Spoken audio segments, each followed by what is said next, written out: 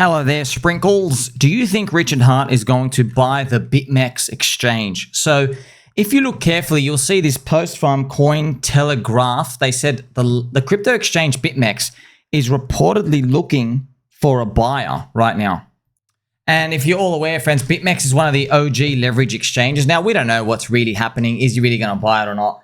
We're just asking questions because as soon as, like, I didn't even see this, right? So thank you to the baby dolls who shared this. BitMEX got this, it's a release that, oh yeah, we're looking for a buyer. Okay. And then just a few days later, right? So Richard Hart, like a week later, actually, he makes these tweets. Bitcoin made power companies rich. Hex was born. Ethereum multiplied the S-load gas price. PulseChain was born. Uniswap removed Hex from its default list. PulseX was born. Being driven to greatness. What's next? Look at his next tweet.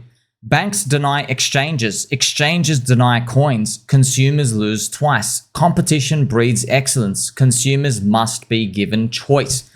That's why it's kind of implying, is there something to do with a centralized exchange coming up? Is there?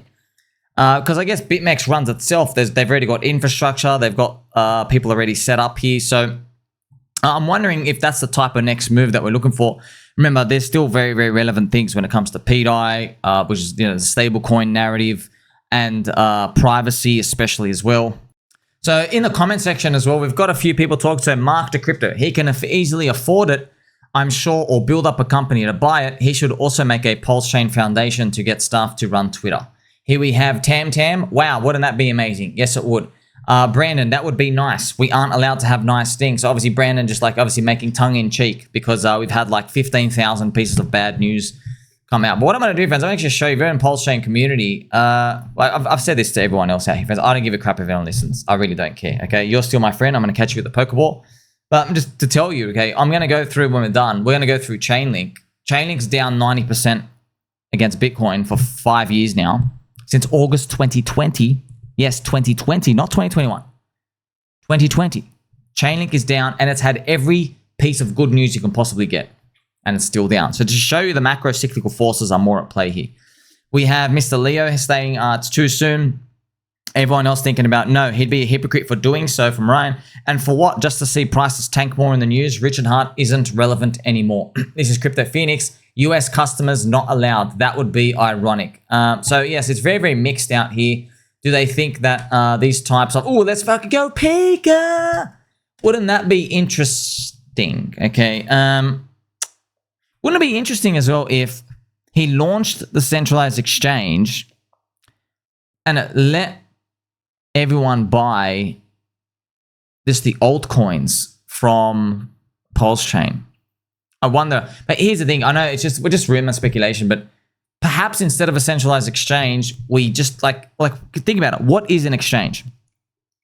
It's a website that you go to that stores money for you. You don't have the keys, and lets you buy some tokens. So do you really need to buy the exchange? Why don't you just make a website? You just call it an exchange. There's no KYC.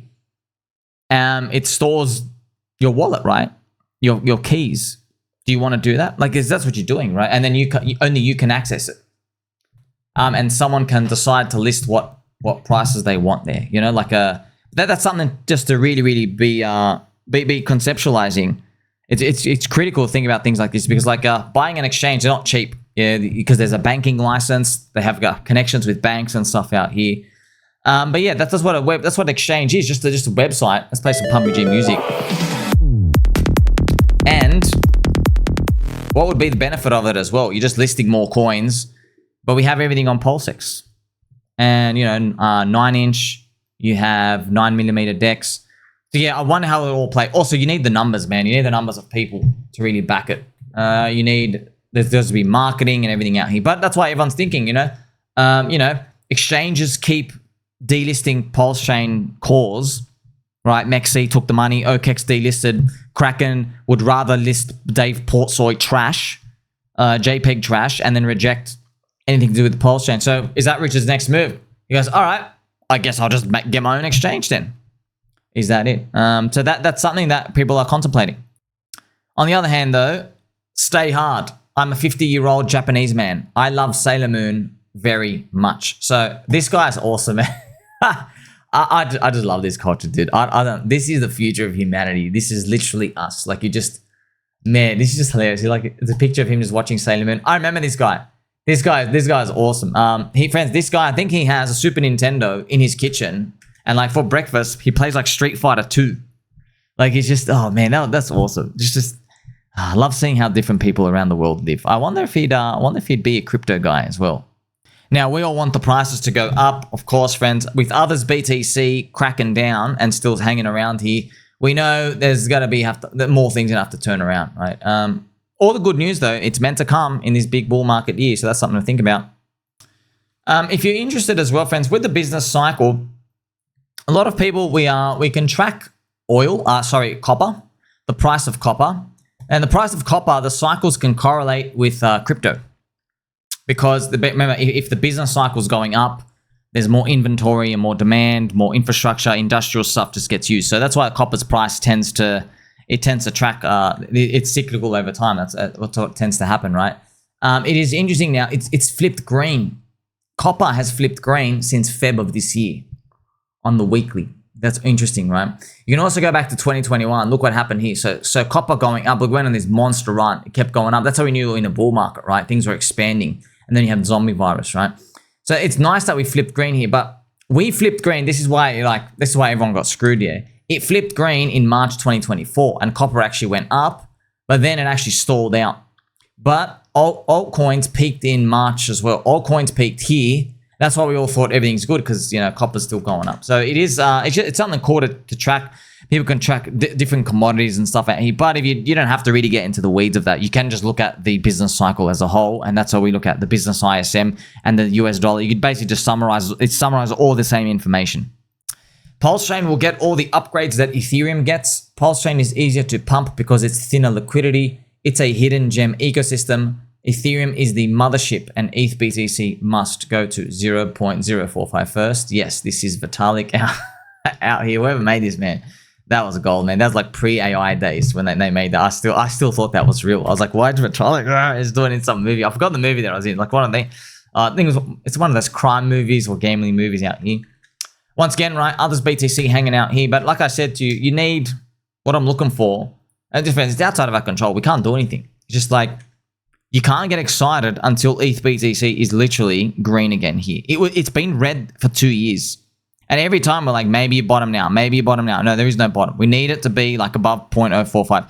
Actually, it flips green here at 0.035. But when we're well on the way here, there'll be more good news and stuff coming along.